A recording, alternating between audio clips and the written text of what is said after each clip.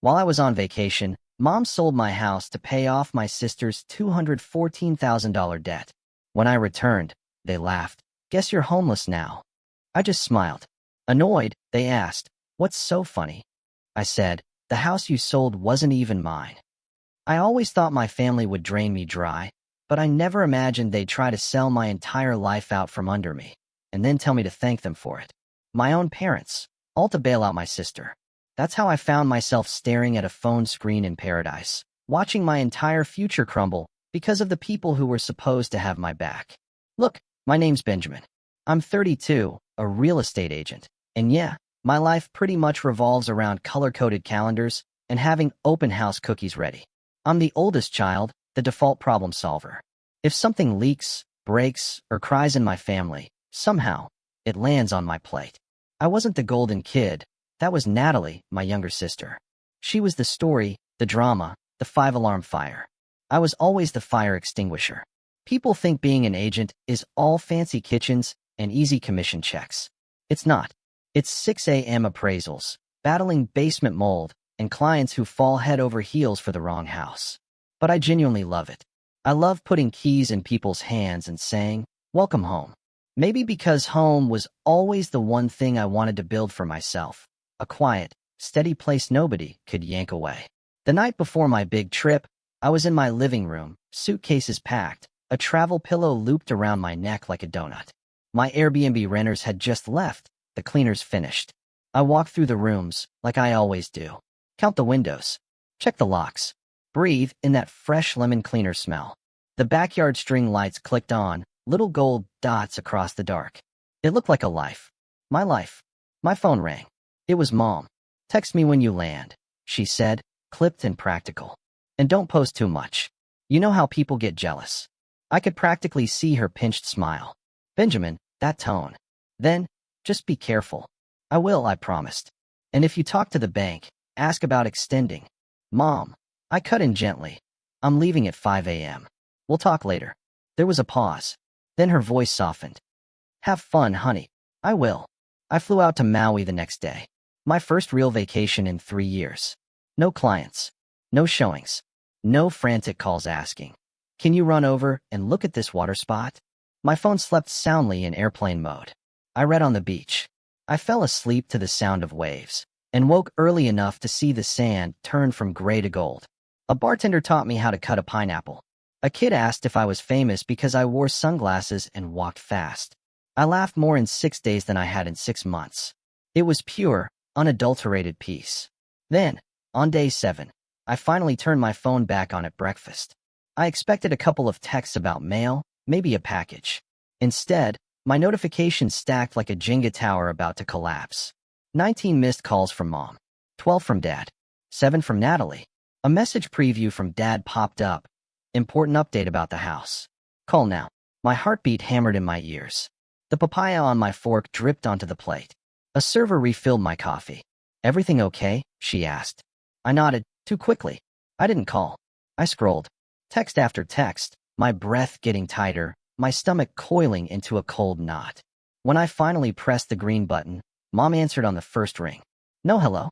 Where are you?" she demanded. "In Maui," I said slowly. "Why?" "Well," she said, breathless, almost excited. "We handled something for you." "Handled what?" My mind screamed.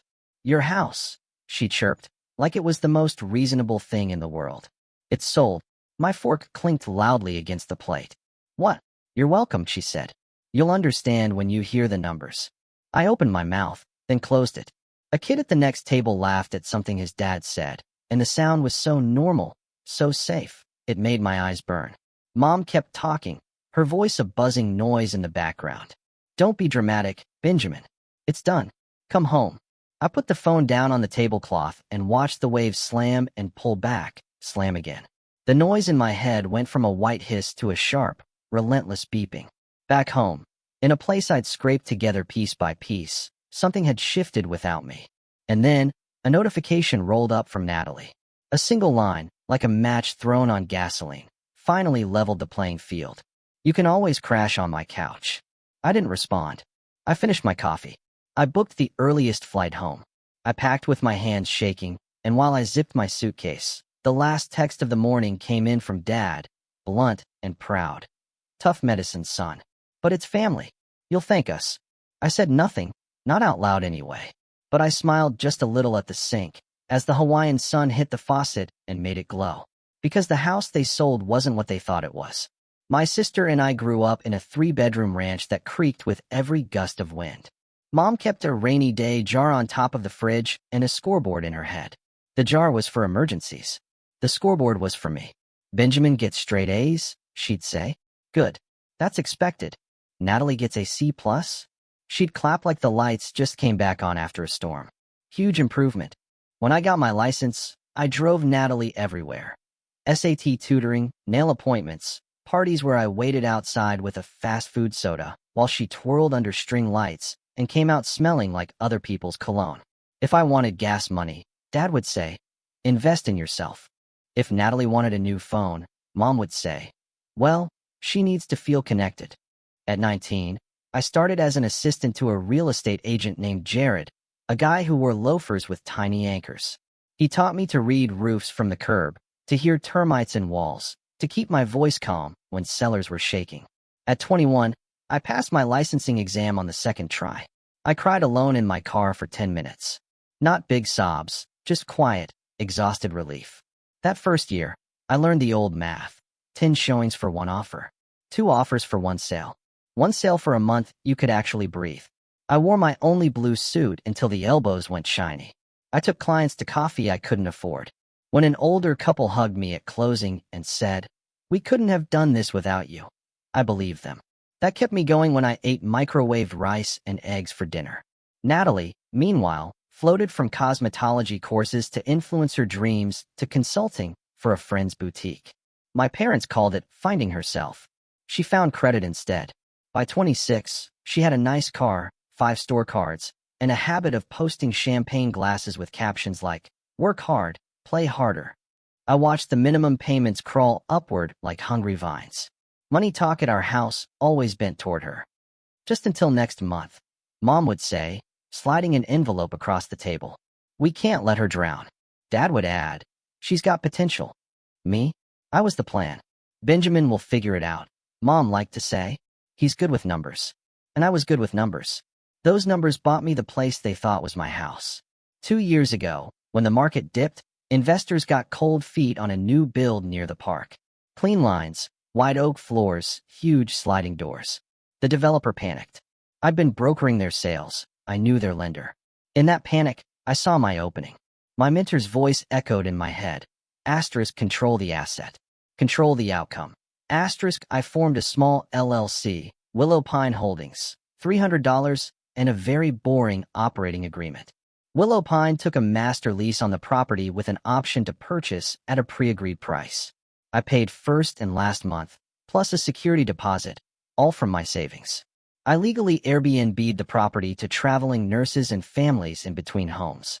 The cash flow was steady. The option meant I could buy when my financing lined up, or assign the contract to a client for a fee if the market popped. I put my own name nowhere in the casual look. Not because I was hiding, but because I work in real estate. I've seen relatives get incredibly creative when they think they're entitled to your stuff. I told my parents I was staying there. It was easier than explaining beneficial interests and right-to-purchase clauses.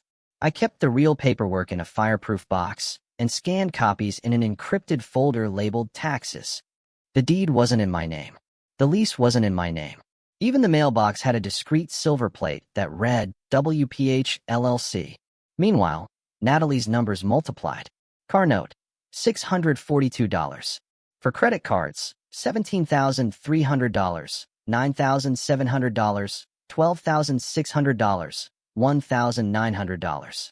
Personal loan, $28,000. Then the jump, an investor course financed at 19.9% APR. After that came the quiet stuff. Rent she didn't make. Lashes she didn't cancel. Dinners charged on cards that grinned back at her from every photo she posted. She'd text me at 1 a.m. "Can you spot me $300? It's for a business thing. I'll pay you back Friday." I spotted her twice. She didn't pay me back either time. I told her no the third time. She told Mom. Mom told me I was cruel. The day before my trip, Natalie came by the property while I was changing light bulbs. This place is so you, she said, spinning in the kitchen. A little boring. Very neat. It's a rental, I said. She grinned. You always downplay. She leaned on the island. You know what's not boring? Hawaii. Who are you going with? Myself. Lame. She popped her gum. Can you Venmo me $600? I'll send it back Tuesday. No, I said. Stop asking. She rolled her eyes. Whatever. Must be nice to hoard. I watched her leave and wrote in my notes app. No more loans. No more rescues. I underlined it. 4 days into my trip, she posted a story with a cocktail and the caption, celebrating big life moves. I swiped past it. I didn't want to know. Then my parents did the thing they always do when they're scared. They called it handling something. Natalie's debt had hit $214,000. $214,000. I found out the exact number later, in black and white. At the time, I only had that vibration of dread in my mother's voice saying, "You'll understand when you hear the numbers." According to texts they later bragged about in the family group chat, here's how it went down.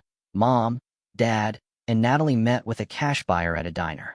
Mom printed a Zillow screenshot of my property and set it on the table like an offering. The buyer, shaved head, golf shirt, said he could wire the funds in 24 hours if they signed a quick deed and a seller's affidavit. He'd take care of the back taxes. There were no back taxes, but that's his line. Can we do it without Benjamin? Mom asked. He's unavailable. Does he own it? The buyer asked. It's his house, Mom said firmly. Natalie, bless her heart, asked what the finder's fee would be if she brought him a second house. I saw that line later and had to put my phone down and walk the hallway twice so I wouldn't throw it. The buyer printed a bargain bin deed form and slid it over a ketchup stain. Mom signed my name in shaky block letters. Dad witnessed. Natalie filmed a boomerang with a sold caption and a confetti gif.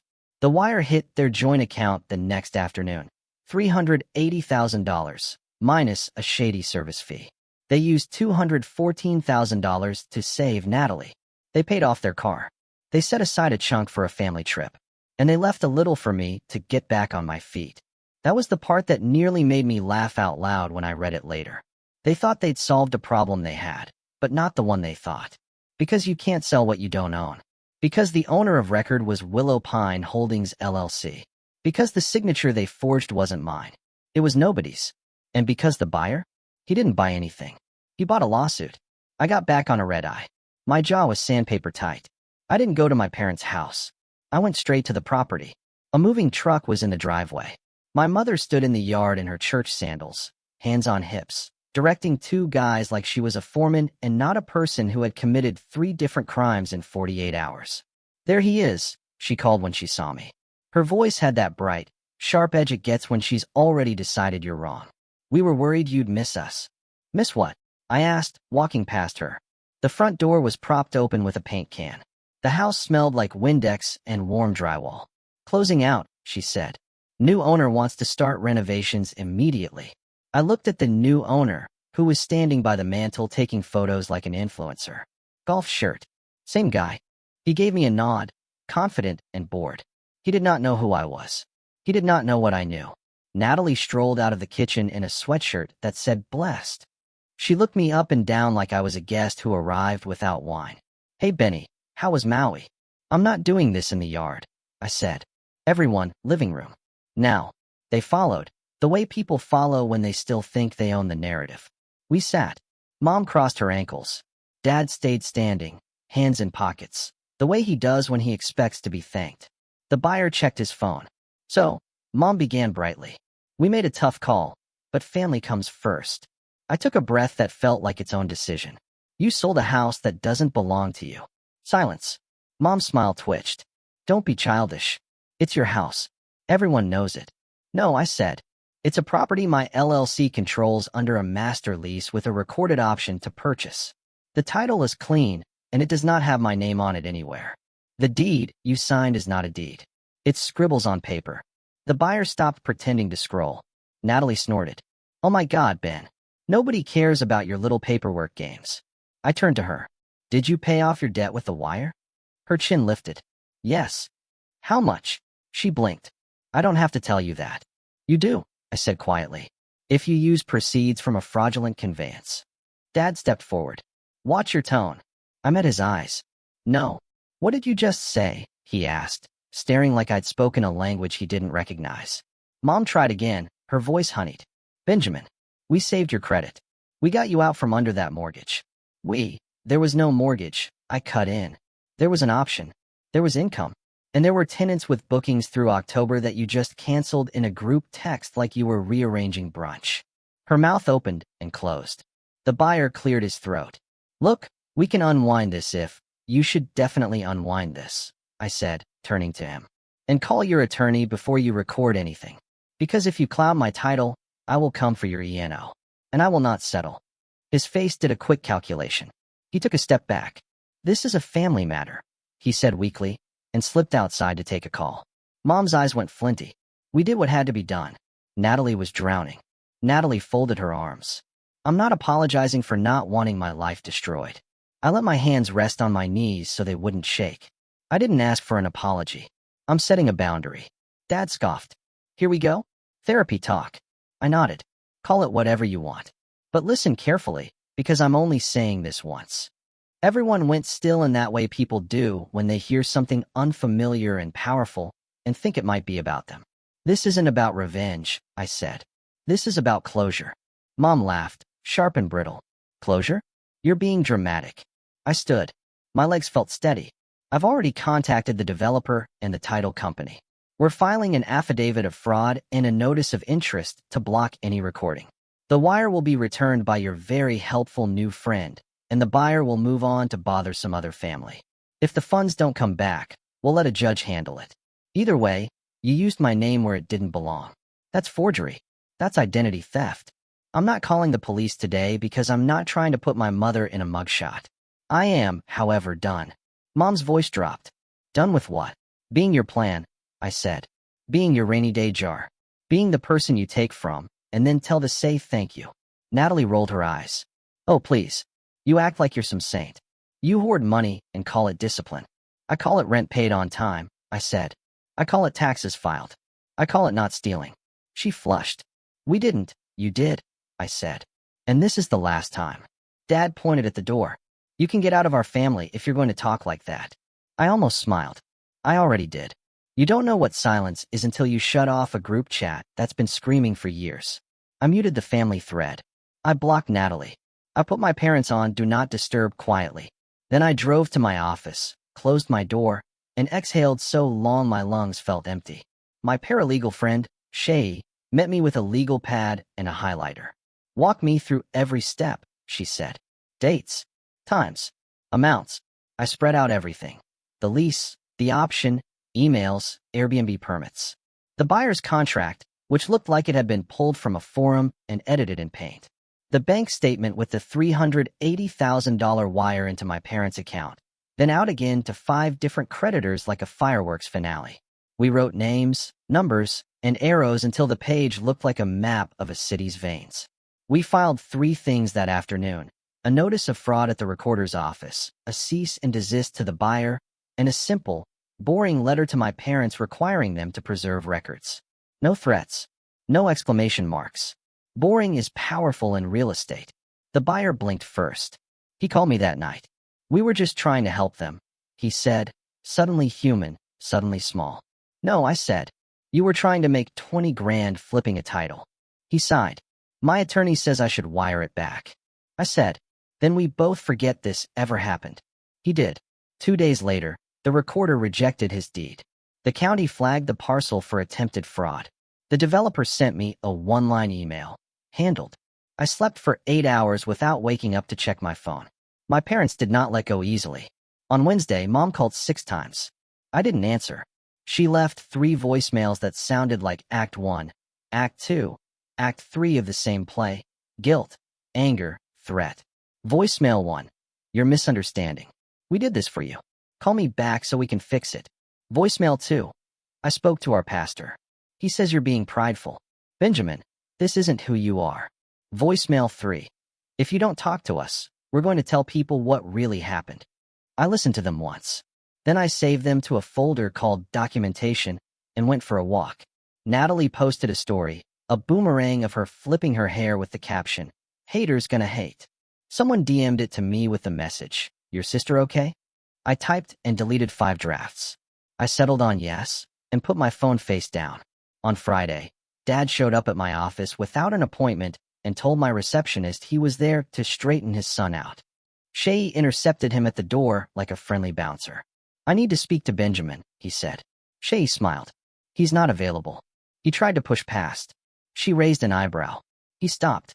"Sir," she said calmly, "we're on notice regarding a fraud matter. To protect everyone, please put anything you want to communicate in writing." He blinked like the word fraud had a taste. He left. That weekend, I drove back to the property and sat on the floor of the unfurnished living room. The string lights hummed outside. The space had that post-clean smell, lemon and soap. In my head, I saw it. Couch here, table there, a plant that would die anyway, but looked good for 6 months. I could buy it now if I wanted. The financing was clean. My agent brain listed rates and terms. My heart said, not yet. On Monday, Mom texted me a paragraph that started with, "We're family," and ended with, "You owe us a conversation." I replied with one line. "Everything you need to know is in the letter." 2 hours later, she wrote, "We were scared." I stared at those 3 words until they blurred. I typed, erased, typed, erased. Finally, I wrote, "I know," and put my phone away before I could add anything else.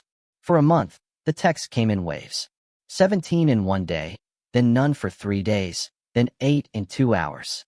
Jacob, my cousin, sent a screenshot of the family group where Natalie called me a landlord leech, and Mom wrote that Benjamin is letting strangers stay in his home for money while his sister suffocates.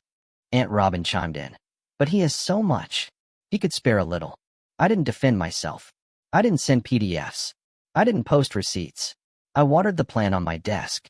I answered client questions. I showed a 2-bedroom condo to a nurse who had worked nights for 9 years and cried when she saw the balcony because it faced east and she hadn't seen a sunrise in forever. I put keys in her hand and said, "Welcome home." That felt like clean air. Then came the night everything finally snapped into focus. Sunday dinner. I hadn't been in months, but Dad texted me at 3:14 p.m. "We're eating at 6 o'clock. You should be here." Not a question, not an apology, an order. I went. Not to fight, to end things. When I walked in, the table was set like a magazine photo. Roast chicken, baby's breath in a mason jar, the good plates. Natalie scrolled at the end of the table like a bored princess. Mom looked up with a stiff smile. Dad poured himself water like it was whiskey. "Benjamin," he said. "Good. Sit." I sat. No small talk. No weather. Mom dove right in. "We've been thinking of a plan." I felt something in me smile even before my mouth did. Of course they had. "We realized," Mom continued, "that we were a little rash. But the bills are real. Natalie's apartment is too expensive and she can't move because of her lease. So we need you to." I held up a hand. "Stop." Her eyes narrowed. "Excuse me." I kept my voice steady. "There's no plan. Not with me in it." Dad slammed his hand on the table. The plates jumped. "You watch your mouth in my house." I looked at him and spoke in the calm tone I use on clients who are about to make a decision they'll regret. "I will speak to you like an adult, because that's what I am. I'm not funding Natalie's life. I'm not signing anything. I'm not co-signing anything. I'm not selling anything. I'm not moving anyone into any of my properties. I'm not attending any meeting where I am outvoted 3-1 and told it's love." Natalie scoffed. "So you're just going to let your sister drown?" "She's not drowning," I said. "She's swimming in a pool she can't afford and yelling at the lifeguard." Mom's voice went thin. "How dare you?" "Easily," I said. "Because I tried kindness. I tried quiet. I tried giving small amounts, and all it did was drag me into your chaos. So now I'm trying boundaries." "Bull." Dad leaned forward. "You're ungrateful." "For what?" I asked. "For the years I drove her? For the years I was told to be the bigger person? For the house you tried to sell that you didn't own?" Mom's eyes flashed. "We were saving you." I looked at them both, and then at Natalie, who had gone very still, phone face down like a tiny black mirror. "You weren't saving me," I said. "You were erasing me." Nobody spoke. The clock ticked loud. I pushed my chair back. "I'm done for the night." I stood, then paused. "I'll always answer if someone is sick or if there's a real emergency. But I'm not your emergency fund. Not anymore." Natalie snapped. "So you're just going to walk away?" "Yes, I said simply. From this. I left. The door clicked behind me. Outside, the air felt like water. When I got into my car, my phone buzzed, then buzzed again. 2 calls. 3 calls. 5 calls. I watched the counter go up to 14, then 21, then 33. I turned the phone over, so the light faced down, and drove home in the dark. I slept. In the morning, I made coffee and listened to the quiet. No text yet. Then at 8:07, one came through. From Mom. I don't recognize you. I set the phone down and smiled. Me neither, I said out loud, and took the first sip. 3 months later, the noise has faded. Mom still sends forgiveness articles. I don't reply. Our whole script fits in one line. I love you. I'm not funding you. Dad's mostly silent. When he asked about mortgage rates, I answered like any client. Natalie rebranded to accountability, shredded a credit card on camera, and texted, "Are we okay?" I sent, "We're adults." I exercised the option and bought the house. For peace, not payback. I furnished it slow. 1 chair. 1 lamp. 1 rule. Nothing I'll apologize for. Some nights, I sit under those string lights and think, this is mine. Not the walls, the quiet. People want handcuffs. I want boundaries. Charity over lashes. A holiday card. No dinner. No, we won't waive inspection. A missed call from Mom without the stomach drop. Love exists. The cost changed. For years, the bill showed my name whether I'd ordered or not. I put the pen down. At a recent closing, a teacher cried into my shoulder. "Didn't think I'd ever get here," she said. "I know," I told her. That night, I ate alone, phone face down, and listened to the yard hum. In the morning, coffee, shower, shoes on the porch, a voicemail from Mom. Lasagna on her steps, no talk. I didn't go. I bought a slice of pizza in the park. Simple. Mine. Closure isn't a slam. It's choosing the next door. I'm Benjamin. I work hard. I love my family. I don't pay their bills. If that makes me the villain, fine. I've got a life to live.